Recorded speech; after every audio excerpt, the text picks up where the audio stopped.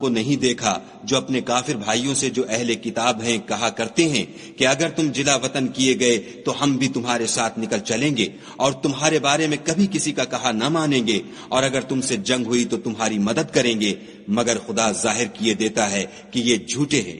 اگر وہ نکالے گئے تو یہ ان کے ساتھ نہیں نکلیں گے، اور اگر ان سے جنگ ہوئی تو ان کی مدد نہیں کریں گے، اور اگر مدد کریں گے تو پیٹھ پھیر کر بھاگ جائیں گے، پھر ان کو کہیں سے بھی مدد نہ ملے گی۔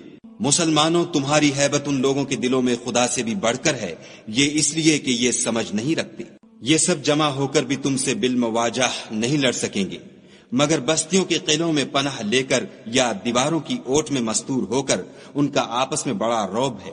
تم شاید خیال کرتے ہو کہ یہ اکٹھے اور ایک جان ہیں، مگر ان کے دل پھٹے ہوئے ہیں، یہ اس لیے کہ یہ بے عقل لوگ ہیں۔ ان کا حال ان لوگوں کا سا ہے جو ان سے کچھ ہی پیشتر اپنے کاموں کی سزا کا مزہ چکھ چکے ہیں، اور ابھی ان کے لیے دکھ دینے والا عذاب تیار ہے۔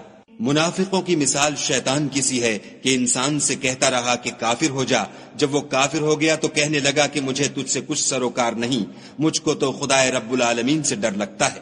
تو دونوں کا انجام یہ ہوا کہ دونوں دوزخ میں داخل ہوئے، ہمیشہ اس میں رہیں گے، اور بے انصافوں کی یہی سزا ہے۔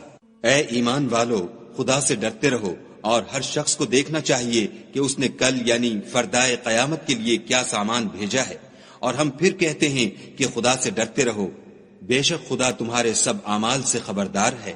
اور ان لوگوں جیسے نہ ہونا جنہوں نے خدا کو بھلا دیا، تو خدا نے انہیں ایسا کر دیا کہ خود اپنے تئیں بھول گئے، یہ بد کردار لوگ ہیں۔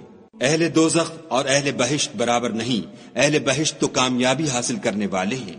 اگر ہم یہ قرآن کسی پہاڑ پر نازل کرتے تو تم اس کو دیکھتے کہ خدا کے خوف سے دبا اور پھٹا جاتا ہے، اور یہ باتیں ہم لوگوں کے لیے بیان کرتے ہیں تاکہ وہ غور کریں۔ وہی خدا ہے جس کے سوا کوئی معبود نہیں، پوشیدہ اور ظاہر کا جاننے والا، وہ بڑا مہربان نہایت رحم والا ہے۔ وہی خدا ہے جس کے سوا کوئی عبادت کے لائق نہیں، بادشاہ حقیقی، پاک ذات ہر عیب سے، سلامتی امن دینے والا، نگہبان، غالب، زبردست بڑائی والا، خدا ان لوگوں کے شریک مقرر کرنے سے پاک ہے۔ وہی خدا تمام مخلوقات کا خالق، ایجاد و اختراع کرنے والا، صورتیں بنانے والا، اس کے سب اچھے سے اچھے نام ہیں۔ جتنی چیزیں آسمانوں اور زمین میں ہیں سب اس کی تسبیح کرتی ہیں، اور وہ غالب حکمت والا ہے۔